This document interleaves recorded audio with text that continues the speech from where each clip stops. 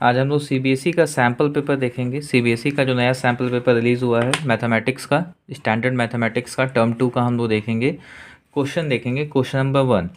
Question number 1 क्या बोलता है? बोलता है find the value of A25 minus A15 for AP। एक AP दिया हुआ है 6, 9, 12, 15 और हमको क्या करना है? A25 टर्म को माइनस करना है A15 टर्म से। तो सबसे पहले इसको हम लोग सॉल्व करते हैं। किस टाइप से इक्वेशन हम लोग सॉल्व करेंगे? तो क्वेश्चन नंबर 1 है, यहाँ पे क्या दिया हुआ है? सबसे पहले AP दिया हुआ है, तो हम लोग क्या करते हैं? पहले AP लिखते हैं। तो AP क्या है? 6 है, 9 है, 12 है, 15 है। और हम लोग को क्या फाइंड करना है? तो टू फाइंड हम लोग लिखते हैं। क्या फाइंड करना है? हम लोग को फाइंड करना है A25 term minus A15 term को हम लोग को क्या करना है? माइनस करना है। तो सबसे पहले हम लोग को क्या करना होगा? हम लोग को A25 का वैल्यू निकालना होगा, A15 का वैल्यू निकालना होगा। ये क्या है? टर्म है, तो हम लोग कौन सा फॉर्मूला यूज़ करेंगे? Term formula. तो यहाँ पे लिखना पड़ेगा हम लोग को यूजिंग कौन सा फार्मूला? Term formula. अगर टर्म फार्मूला आप लोग को याद होगा तो टर्म फार्मूला क्या होता है? तो टर्म फार्मूला होता है an equal to A plus N minus one into D. यही होता है हमारा टर्म फार्मूला। तो टर्म फार्मूला में ए क्या होता है? ए को हम लोग बोलते हैं फर्स्ट टर्म। तो इस ए पी का फर्स्ट टर्म क्या है? 6 है, तो 6 हो गया। नेक्स्ट चीज़ हम लोग को क्या निकालना है? नेक्स्ट हम लोग को निकालना है डी।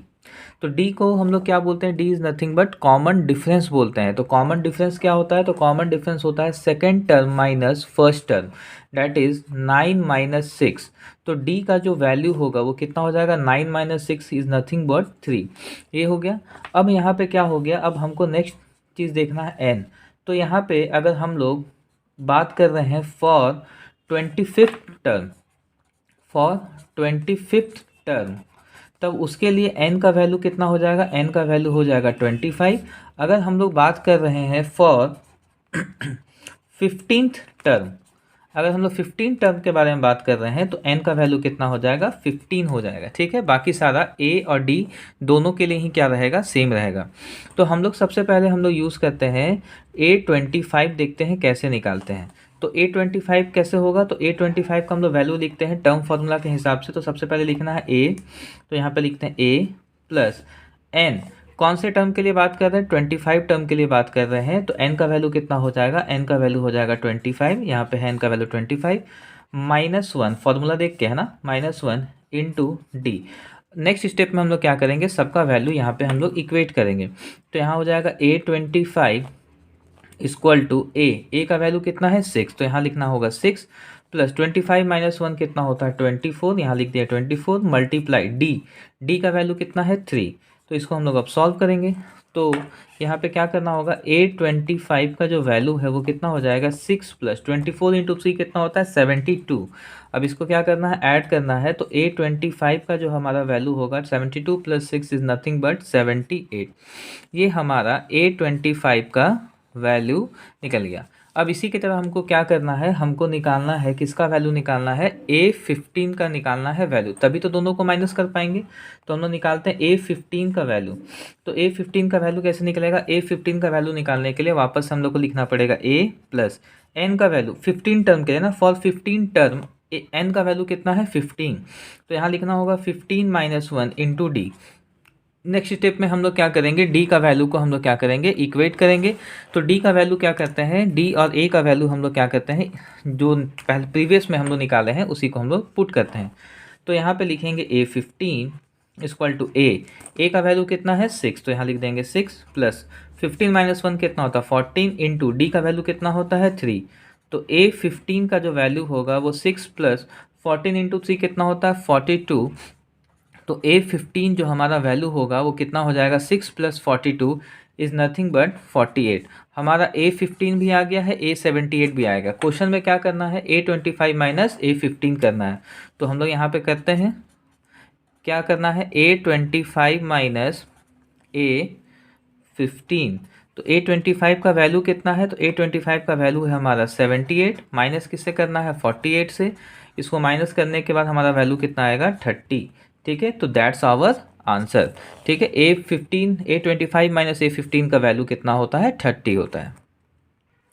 अब हम लोग नेक्स्ट क्वेश्चन देखते हैं। तो क्वेश्चन नंबर 1 का ही हम लोग क्या करेंगे? क्वेश्चन नंबर 1 का हम लोग और देखेंगे, ठीक है। तो क्वेश्चन नंबर 1 का और क्या है, और पार्ट हम लोग देखते हैं। बोलता है if 7 times the 7 term, 7 times किसका है, 7th टर्म का है। तो इसको हम लोग सॉल्व करते हैं। ये है क्वेश्चन नंबर 1 का और पार्ट। क्या है क्वेश्चन, बोलता है 7 टाइम्स द 7 टर्म। टर्म बोला ना, टर्म को हम लोग ए से रिप्रेजेंट करते हैं, A7, ठीक है। 7 टाइम्स द 7 टर्म, तो 7 मल्टीप्लाइड बाई A7, वही है, ठीक है। आगे क्या है, 7 times of 7 term of N AP, कोई एक AP है, उसके जो उसका जो 7 टर्म है उसको 7 से अगर मल्टीप्लाई किया जाए तो वो किसके इक्वल होता है, 5 टाइम्स द 5th टर्म। मतलब किसके बराबर होगा, वो इक्वल होगा 5 टाइम्स, तो 5 multiplied by 5th term A5, ठीक है। यही है हमारा मेन क्वेश्चन। अब इस क्वेश्चन में क्या यूज़ हो रहा है, यहाँ पे A7 हो रहा है और A5 का यूज़ हो रहा है, ठीक है। तो जाहिर सी बात है यहाँ पे कौन सा फार्मूला यूज़ होगा, यहाँ पे फार्मूला होगा टर्म फार्मूला यूज़ होगा, ठीक। आगे हम लोग देखते हैं। उसके बाद क्या बोलता है, find the value of 12th term. हम लोग को किसका वैल्यू फाइंड करना है, हम लोग को वैल्यू फाइंड करना है 12th टर्म का। तो यहाँ पे हम लोग लिख देते हैं टू फाइंड कौन सा टर्म, A12 हम लोग को फाइंड आउट करना है, यही चीज़ है।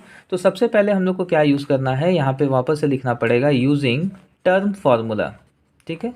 तो टर्म फार्मूला क्या होता है, टर्म फार्मूला होता है हमारा AN equal to A plus N minus 1 into D, यही होता है हमारा टर्म फार्मूला। तो इस टर्म फार्मूला को क्या करेंगे हम लोग, बढ़िया से देखते हैं कि किस टाइप का टर्म फार्मूला है। तो सबसे पहले यहाँ पे जो भी क्वेश्चन है वो क्वेश्चन को लिखना है 7 मल्टीप्लाइड बाई A7। तो A7 मतलब क्या हो गया, n का वैल्यू कितना हो गया, n का वैल्यू हो गया 7 हो गया। अगर यहाँ पे देखिए ये 7 है तो इसलिए n का वैल्यू कितना हो जाएगा 7। तो यहाँ पे हम लोग कैसे लिखेंगे, तो यहाँ पे हम लोग डायरेक्टली कर लेते हैं। तो यहाँ पे वैल्यू लिखना है तो ये a तो एज इट इज़ आ जाएगा a, ठीक। तो यहाँ पे ब्रैकेट डालते हैं, ब्रैकेट डाल के हम लोग क्या लिखते हैं a, ठीक है। उसके बाद फॉर्मूला के हिसाब से प्लस यहाँ पे n minus 1, n minus 1 is nothing but 7 minus 1 into D. देखिए ना ही हमको a का वैल्यू पता है ना ही हमको d का वैल्यू पता है, तो हम लोग इसका वैल्यू को एज इट इज़ छोड़ देते हैं। इक्वल टू का साइन है, इक्वल टू दिए 5 है, यहाँ पे लिख देते हैं 5 मल्टीप्लाइड बाई A5। अब A5 के लिए n का वैल्यू कितना हो जाएगा, 5 हो जाएगा। तो फॉर्मूला के हिसाब से लिखते हैं, ब्रैकेट डालते हैं, a को एज इट इज छोड़ देते हैं, n का वैल्यू कितना हो गया 5। तो 5 माइनस 1 इंटू क्या हो गया, d हो गया। अब इसी इक्वेशन को क्या करना है हम लोग को, आगे सॉल्व करते करते A12 का वैल्यू निकालना है, ठीक है। तो 7 मल्टीप्लाइड बाई यहाँ पे क्या हो जाएगा a प्लस, ये क्या हो जाएगा 7 minus 1 6, 6 into D 6d equal to क्या हो जाएगा 5 इंटू a प्लस कितना हो जाएगा 4d हो जाएगा। अब यहाँ पे एक इंटरेस्टिंग चीज़ है जिससे हम लोग का क्वेश्चन सॉल्व होगा, एक कॉन्सेप्ट है। यहाँ पे अगर हम लोग को 5 टर्म के बारे में बात करना है तो यहाँ पे जो फॉर्मूला बनता है वो क्या हो जाता है, इसको सॉल्व करने के बाद a प्लस 4d, यहाँ पे 4d है, a प्लस 4d है, इसका मतलब कौन से टर्म के बारे में बात कर रहे हैं, 5th टर्म के बारे में बात कर रहे हैं। सेम है यहाँ पे a प्लस 6d है, तो किसके बारे में बात कर रहे हैं, 7 टर्म के बारे में बात कर रहे हैं। क्यों, क्योंकि फॉर्मूला में 1 माइनस हो जाता है, 7 टर्म में से एक, मतलब 7 से 1 माइनस करें तो 6d आ जाता है। इसका मतलब जब भी मेरे पास कोई इक्वेशन बनता है a प्लस 6d, तो 6 में प्लस 1 ऐड कर दीजिए तो कौन सा नंबर होगा 7। तो हम लोग किसके बारे में बात कर रहे हैं, 7 टर्म में।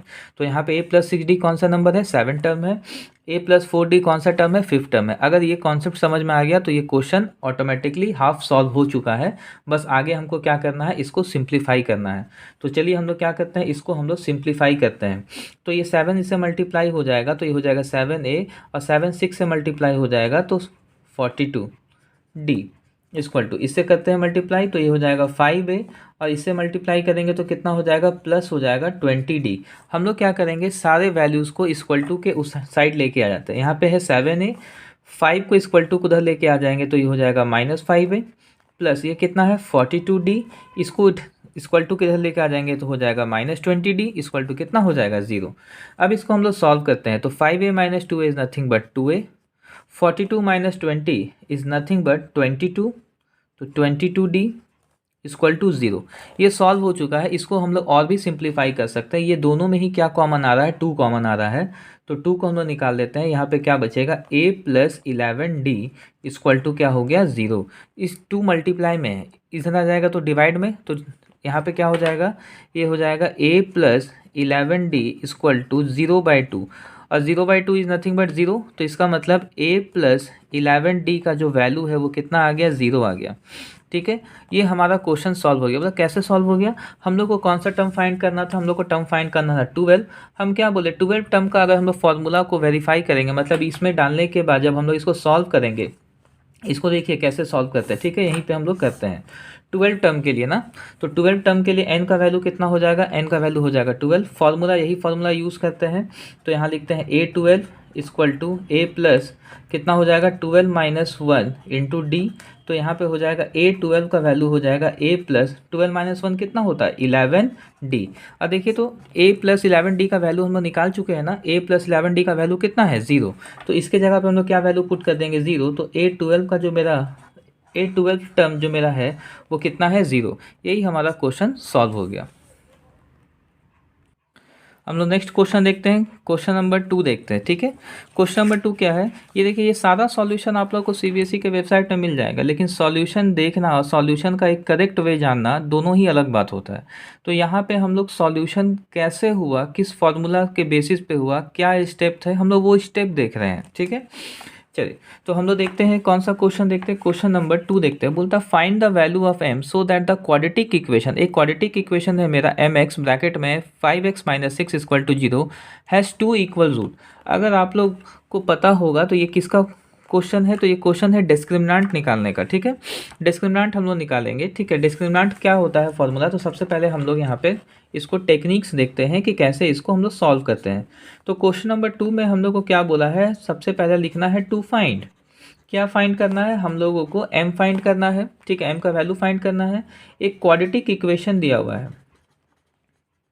क्वाड्रेटिक इक्वेशन दिया हुआ है, वो क्वाड्रेटिक इक्वेशन क्या है mx 5x माइनस 6, और इसके साथ एक कंडीशन लगा दिया है कि ये क्या क्या कंडीशन है कि इसके पास क्या होना चाहिए, 2 इक्वल रूट्स होना चाहिए, इसके पास 2 इक्वल क्या होना चाहिए, रूट होना चाहिए।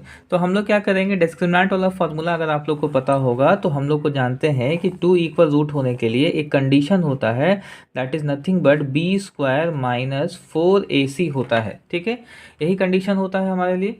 तो हम लोग को बी स्क्वायर माइनस 4ac किसके बराबर होना चाहिए, 0 के बराबर होना चाहिए। अगर बी स्क्वायर माइनस 4ac 0 के बराबर हो गया तो इसका मतलब इस इक्वेशन का जो भी रूट आएगा वो क्या होगा, इक्वल रूट होगा। दो रूट होगा। क्यों 2 रूट होगा, क्योंकि क्वाड्रेटिक इक्वेशन है तो रूट 2 होगा, तो दोनों ही रूट क्या होगा, इक्वल होगा इसका। ठीक है, तो हम लोग क्या करते हैं, यहाँ पे m का वैल्यू सॉल्व करते हैं। तो यहाँ पे हम लोग सॉल्यूशन करेंगे। ठीक है, सॉल्यूशन देखना है कि हम लोग स्टेप बाय स्टेप कैसे करते हैं। यहाँ पे लिखते हैं mx, लिखते हैं 5x माइनस 6।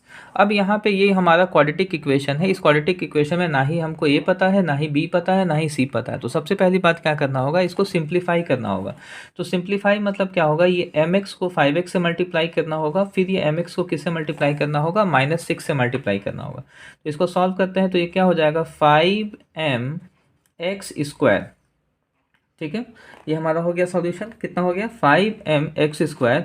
अब इसको हम लोग करेंगे तो ये हो जाएगा माइनस m को मल्टीप्लाई करना माइनस 6 से, तो माइनस 6mx हो जाएगा।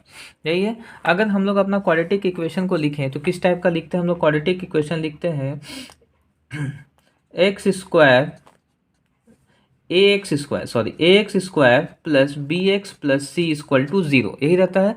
तो मतलब एक्स स्क्वायर के सामने जो रहता है उसको बोलते हैं a, x के सामने रहता है उसको बोलते हैं b, और कांस्टेंट टर्म को हम लोग बोलते हैं c।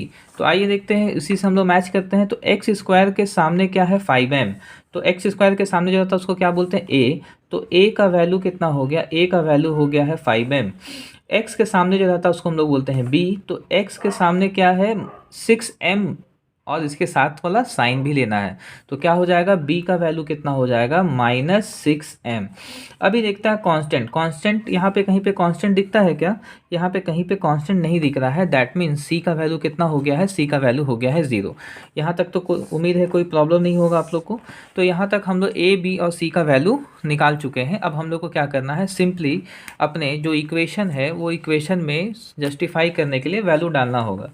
तो यहाँ पे लिखना पड़ेगा यूजिंग, क्या यूज़ कर रहे हैं हम लोग, तो बी स्क्वायर माइनस 4ac बराबर 0 यूज़ कर रहे हैं। क्यों, क्योंकि कंडीशन दे दिया है 2 इक्वल रूट्स है।